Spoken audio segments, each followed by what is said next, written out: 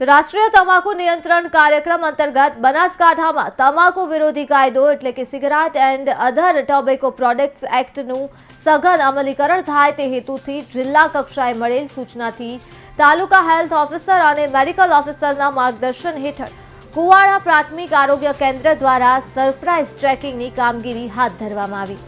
18 વર્ષથી નીચેની ઉંમરના બાળકોને તમાકુનું વેચાણ થતું નથી તેવા બોર્ડ નહીં લગાવનારને અને શૈક્ષણિક સંસ્થાના 100 મીટરની ત્રિજ્યામાં તમાકુનું વેચાણ નહીં કરવાના નિયમનો ભંગ કરતા